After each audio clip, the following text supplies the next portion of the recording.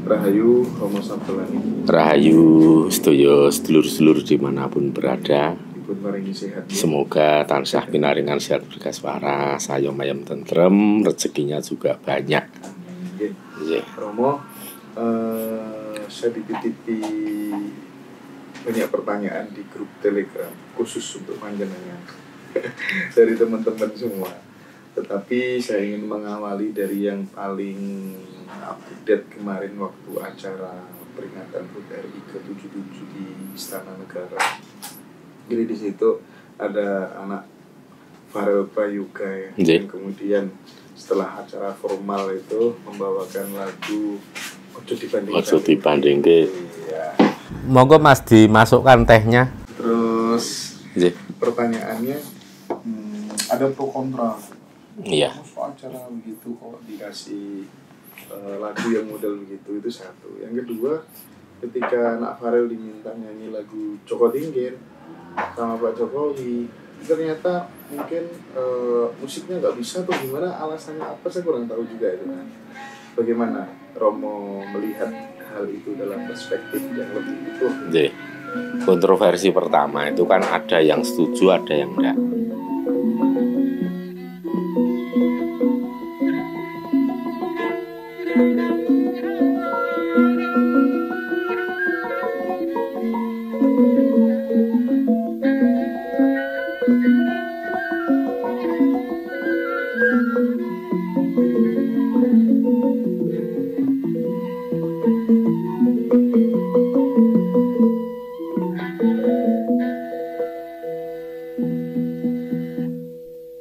Tapi kalau melihat, semoga sambil diunjuk, tadi pesennya 6, pas ya, nggak kurang ya.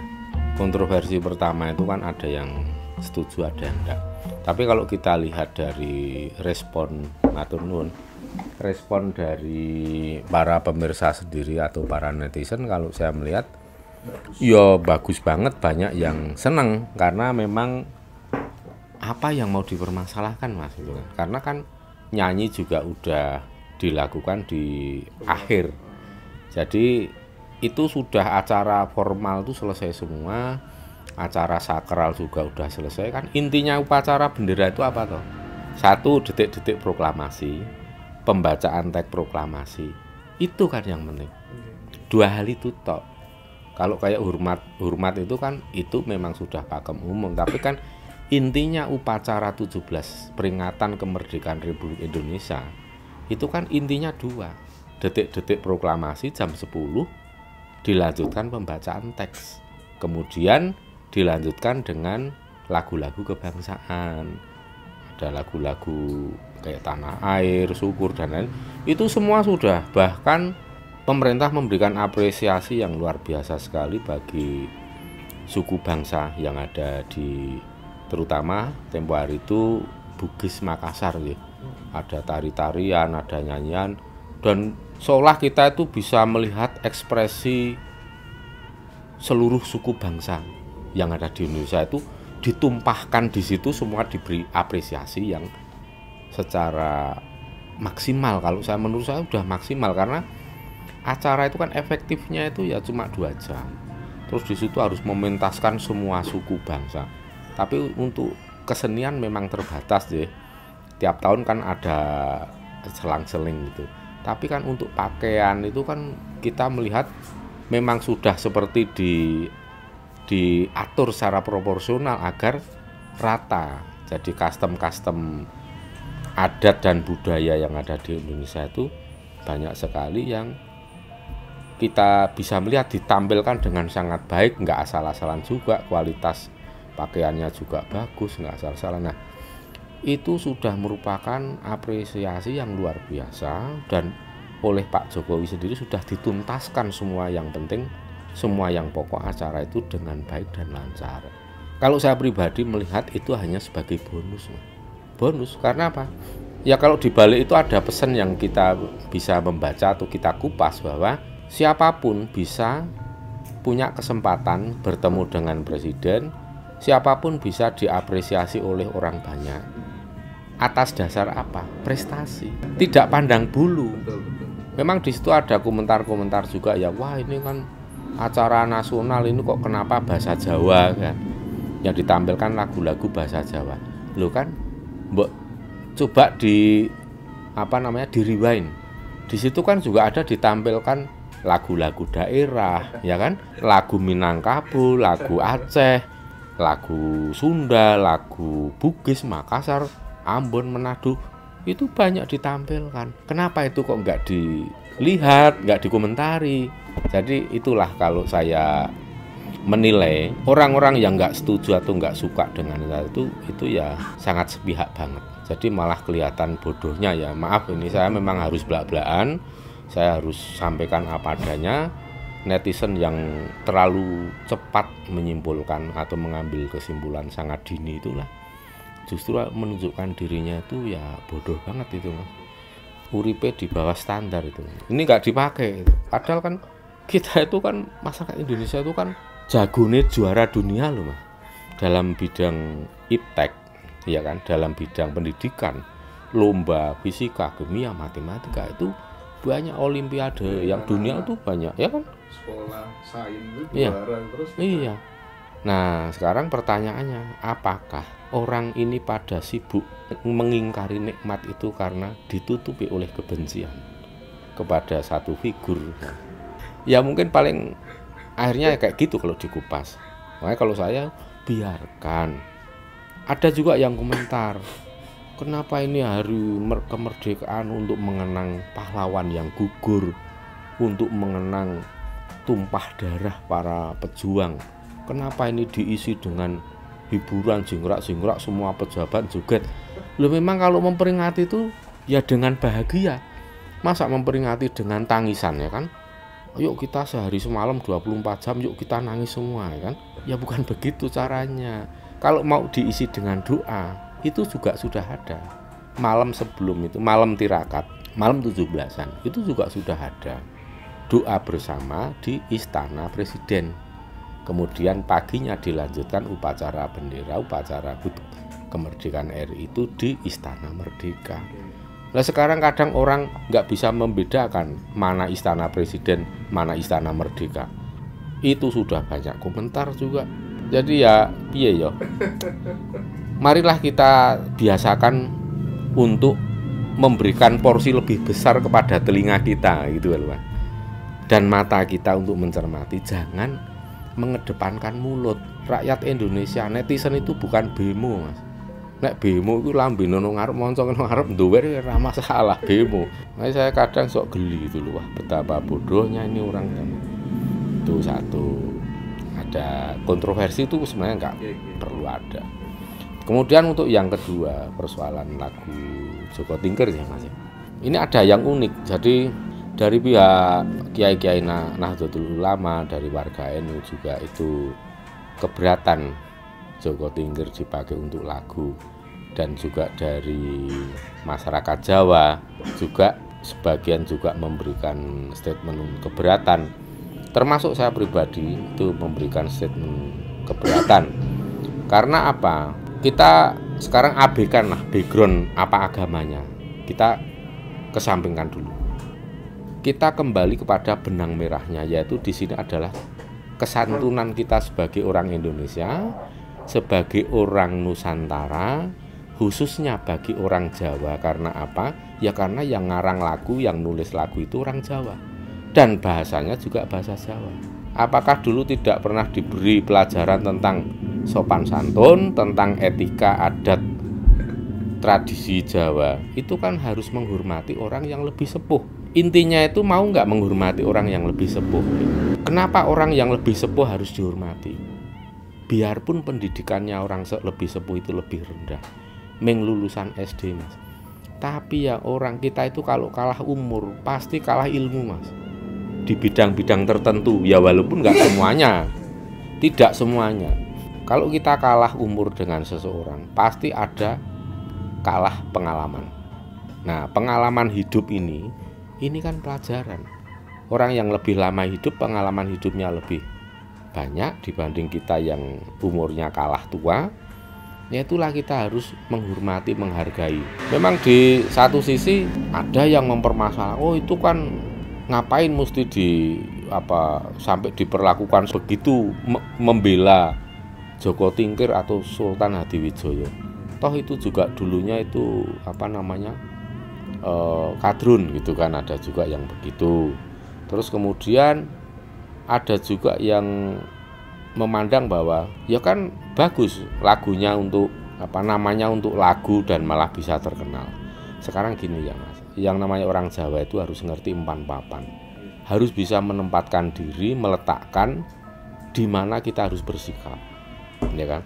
Mbok saiki rasa adoh-adoh bapakmu kayak dinggo gawe lagu jo isine ming selengean, ya kan. Coba kita bayangkan jenenge bapak dhewe masing-masing dipakai untuk lagu, isinya pantun tapi ming pantune ya selengean. Mbok yo tepo-tepo, mbok yo nganggo hati. Sik jenenge leluhur kita tidak pernah memberi contoh yang seburuk itu. Leluhur kita itu selalu memberikan tempat dan posisi yang lebih luhur pada leluhur yang lebih sepuh. Ambil contoh yang Gusti Mangkunegoro yang keempat dalam serat Widatama. Beliau juga mengungkapkan di situ kan tembang Mas, tembang yes katakanlah itu juga lagu kan. Kanjeng Panembahan Senopati ada namanya dimasukkan ke dalam lagu atau dalam tembang Pupuh Sinom yang ke-15, 18, 17, 20 itu ada semua. Tetapi kan beda, bukan untuk menggo selengean ya kan. Meng dinggo parian sing pasaran banget itu.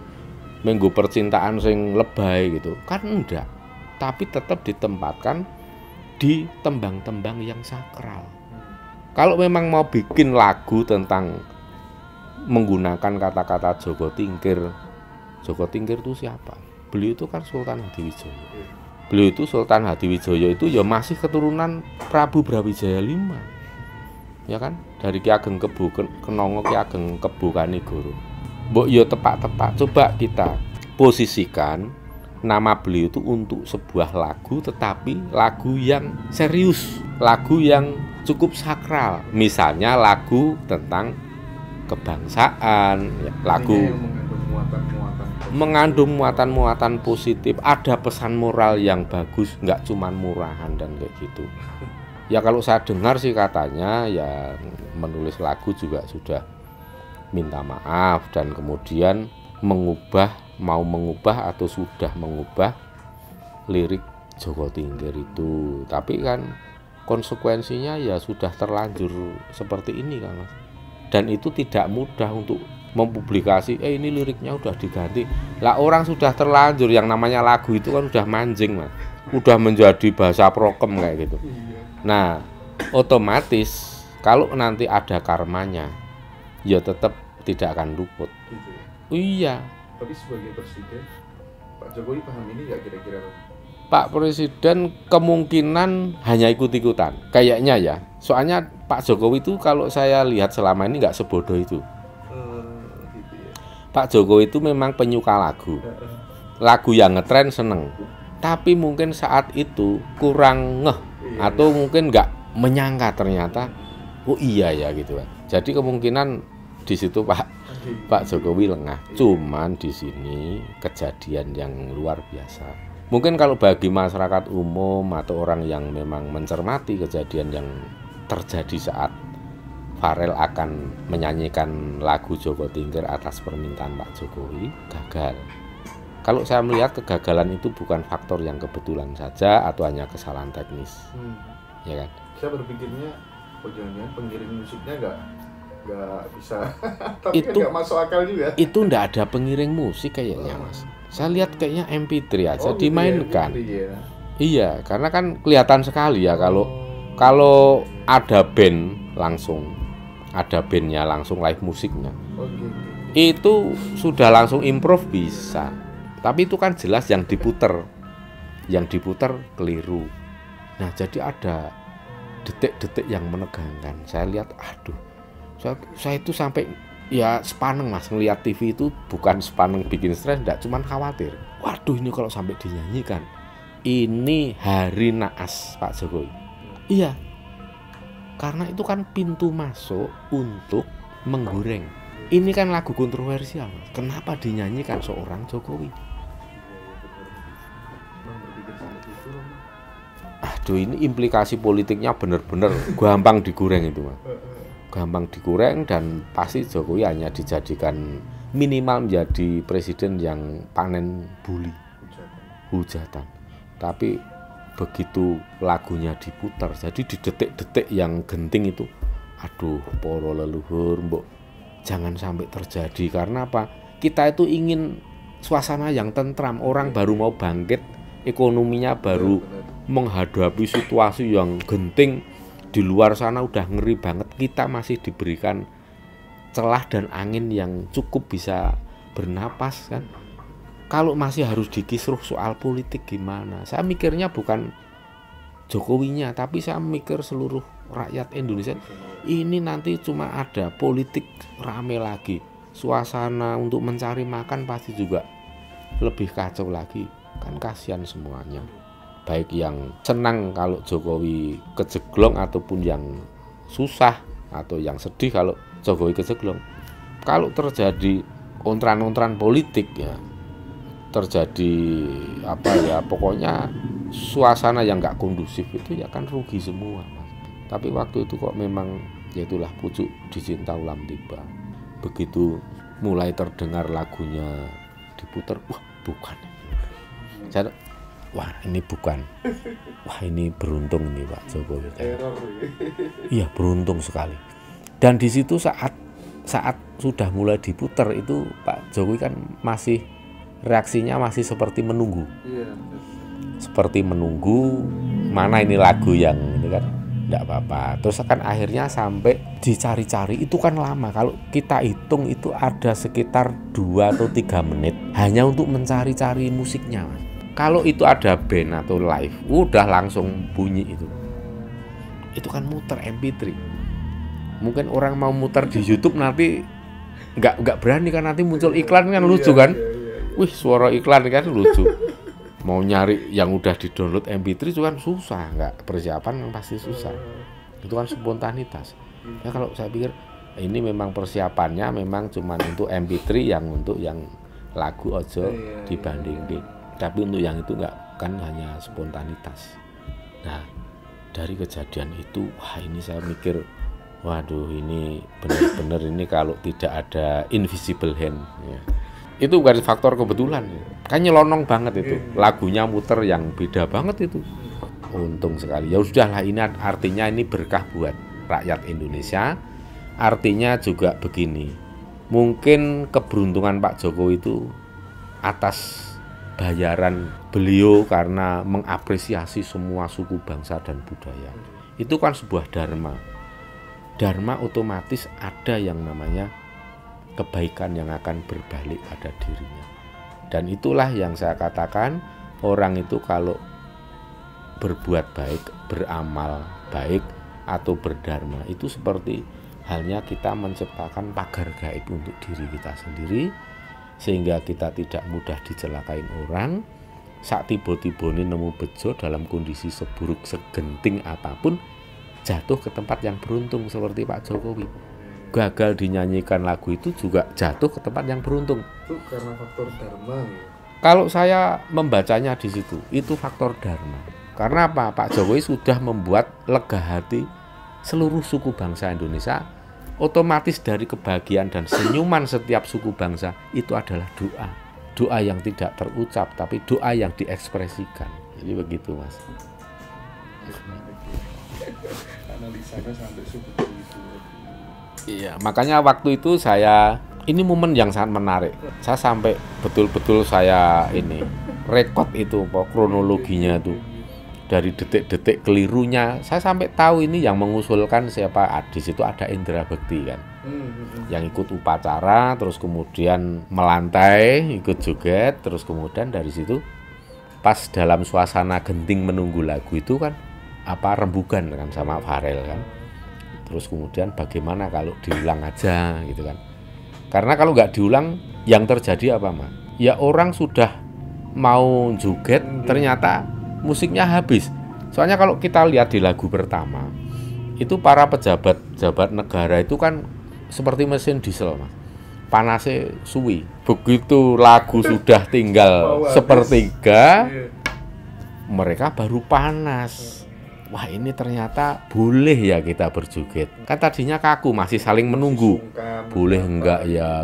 Padahal pantat itu kalau kita lihat udah mau megol-megol semua itu kan.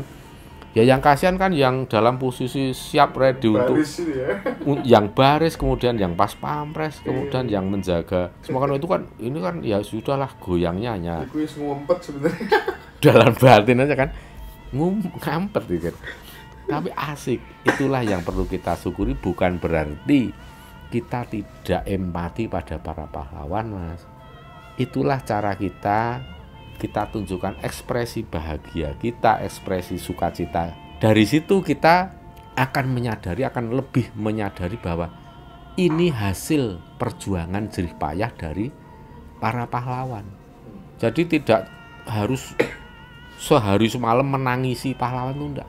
Ya kalau dipikir saya berlebihan, loh sekarang keluarga saya itu yang gugur ditembak Belanda itu ada 3, Mas. Perang Ambarawa itu Pak D saya, Om saya. Pak D saya usianya baru 26 tahun.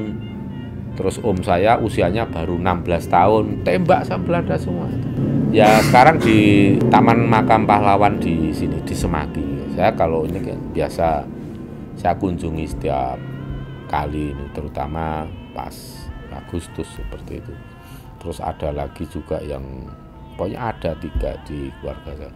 Dan sampai sekarang pun beliau itu kan sudah leluhur, masih berkomunikasi dengan saya dan cerita bagaimana dulu kejadiannya.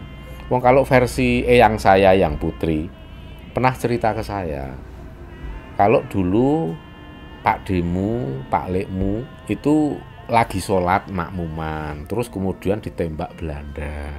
Nah kok ternyata beda ceritanya. Jadi Pak D saya, Pak Lek saya itu cerita, oh ceritanya orang ngono. Dadi mbiyen ki aku bar nyerbu markase Belanda, pokoknya dihancurkan, dobrak-abrik. Lah terus Belanda minta bantuan pasukan yang lebih besar, lebih banyak. Akhirnya waktu itu kan ikut gabung di tentara Hizbullah yang di Ambarawa itu, Mas. Di Palagan Ambarawa itu kan. Nah terus regunya Pak D dan Pak Lek itu dibalas serang, kemudian kalah senjata, kalah amunisi, kalah jumlah tentara, sampai kemudian sembunyi di tempat di rumah penduduk.